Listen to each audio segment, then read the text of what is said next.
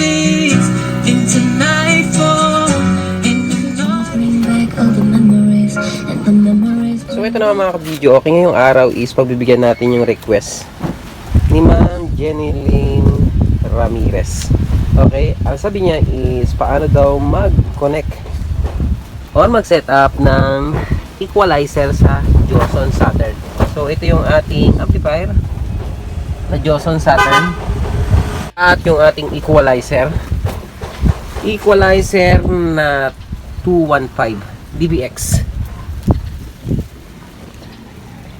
Ayan. So yan dalawang yan is i-connect natin mga ka-video, okay? At ipapakita natin ngayong araw na to para kay Ma'am Jenilyn Ramirez. At ito yung ating mga speaker na gagamitin, yung ating dalawang floor monitor. Yan yung ating ikakabit na speaker. Okay? So i-set up na muna natin mga ka-video, okay?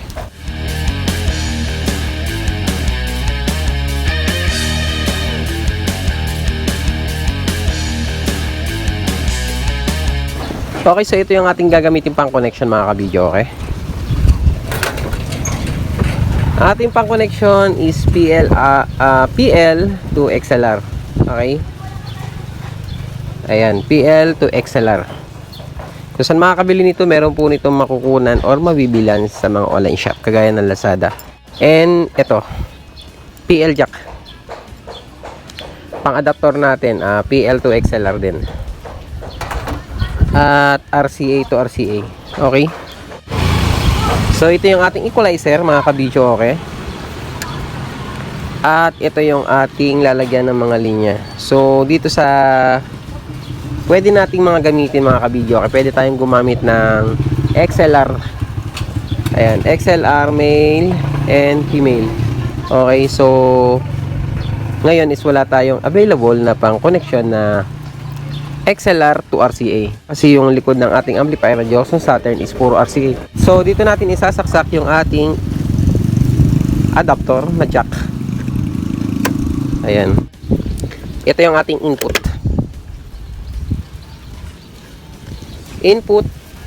Input. And then ito naman para sa output.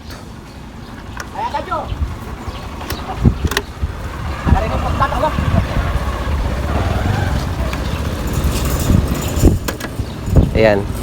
Itong dalawang output na to mga ka-video, okay, yung output channel 1 at channel 2 is diretso sa ating amplifier. Okay, sa ating amplifier na Joson Saturn. So ito yung dulo niya at diretso ito sa ating amplifier. So dito mga ka-video, okay, sa ating likod ng Joson Saturn, may makikita kayong stereo audio output. So itong RCA na to, from equalizer is dito natin isasaksak sa tatlong ito. Mamimili na lang kayo kung saan nyo pwedeng isaksak or kung saan nyo gustong isaksak. Sa DVD ba, CD or aux. Okay? So ito pong tatlo na to is input po to.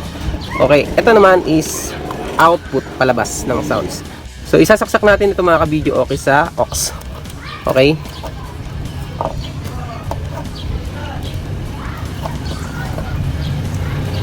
Yan.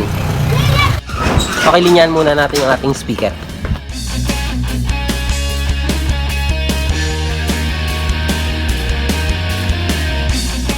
So ito mga ka-video, okay, yung RCA to RCA. Kung gagamit tayo ng mixer mga ka-video, okay, ang kailangan natin gamitin is RCA to RCA. Nakagaya nitong hawak natin. Okay?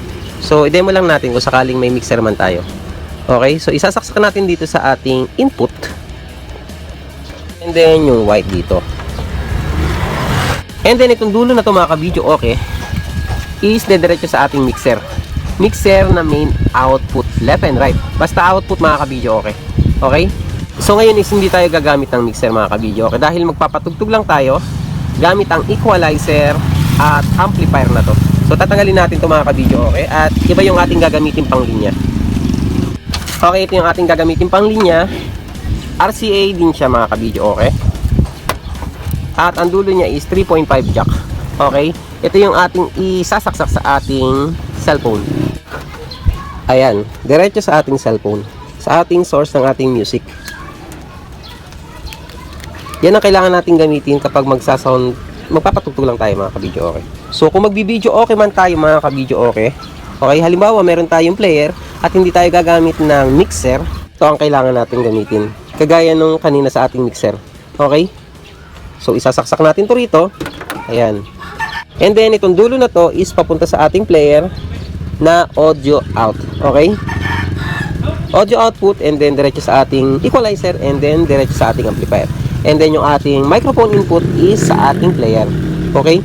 Pwede rin naman tayo magsaksak sa ating amplifier kaya lang hindi nyo matitimpla na maayos dahil hindi siya dadaan sa ating equalizer. Basta itong ginawa natin na ito mga kabidyo okay is pang sounds lang. Kung magbibideo okay kayo at ang gagamitin nyo is cellphone, okay, ganito pa rin yung inyong magiging linya. At ang inyong microphone input is sasaksak sa ating amplifier.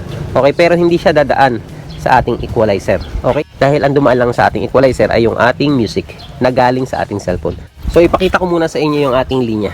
From cellphone, gamit tayo ng 3.5 jack at pumunta sa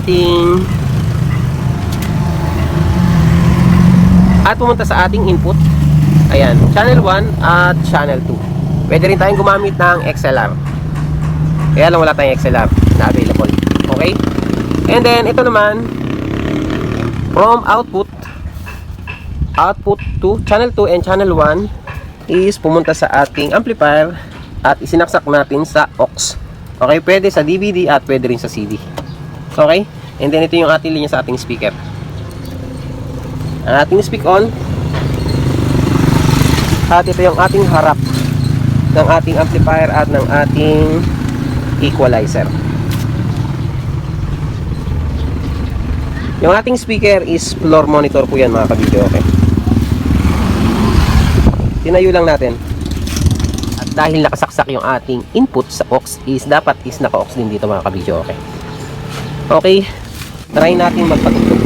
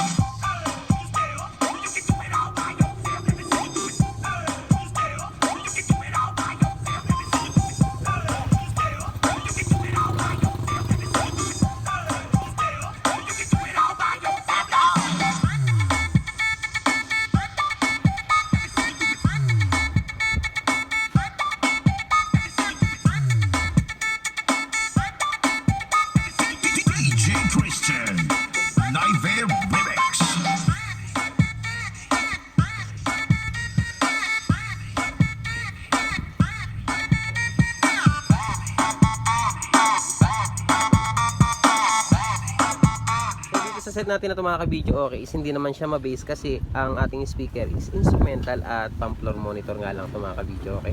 Okay? At ipinapakita lang natin dito yung linya natin kung paano i-connect yung ating equalizer papunta sa ating Joson Saturn. Yan yung ating paraan kung paano natin i-connect yung ating equalizer at yung ating Joson Saturn. So mas maganda rito sa set na to is kung meron pa tayong mixer na gagamitin. Kaya lang ang request ng ating ka-video okay is equalizer to Joson Saturn. Okay, so yan yung ating connection sa ating equalizer at Joson Saturn. Okay?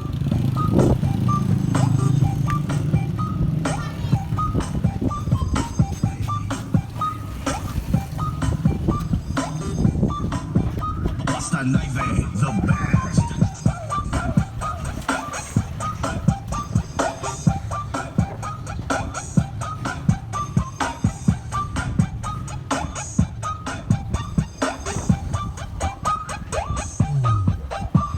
Open up your mind, see like me. Open up the plan to tame your friends. I find myself longing for change. Be empty. The night routine. I met you in the dark. You let me. Oh, just kiss when we fell in love. Now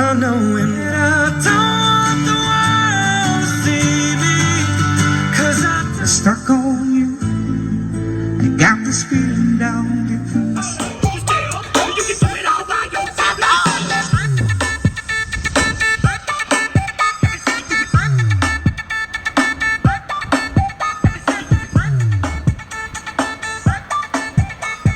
DJ Christian, Naive Lyrics.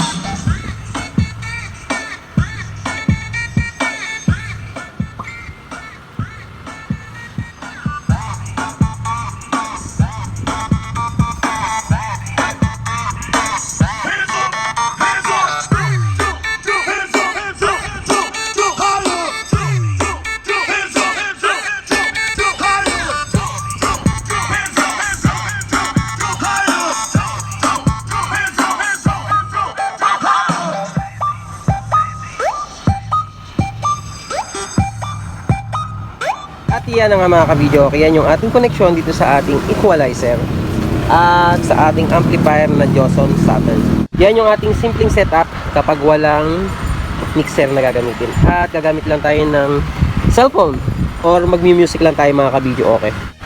So dito sa ating ginamit ang mga pang-connection mga kabidyo, okay, yan po yung ilan sa mga pwede nyong gamitin, okay. Mas maganda kung gagamit tayo ng XLR, okay. XLR to at para kay Ma'am Jenny Ramirez. Okay, pasensya na po kayo, medyo delay or late yung ating response sa inyong request. Okay? At sana ay nakatulong yung video natin na kung paano i-connect yung equalizer to Joson Saturn. Kaya hanggang dito lang mga kabidyo. Okay, sana ay nakatulong din sa inyo yung ating video ngayong araw na to, yung ating demo sa pag-connect sa ating equalizer at sa ating amplifier na Joson Saturn.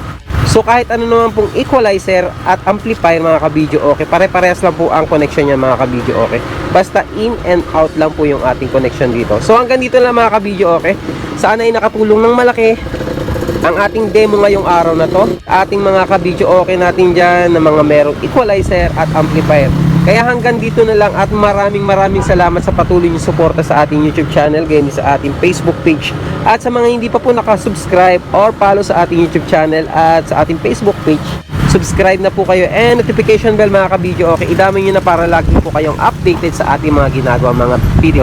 And paki-like and share nyo na rin po kung nagustuhan nyo ang ating mga video. Kaya hanggang dito na lang at maraming salamat at hanggang sa muli. God bless.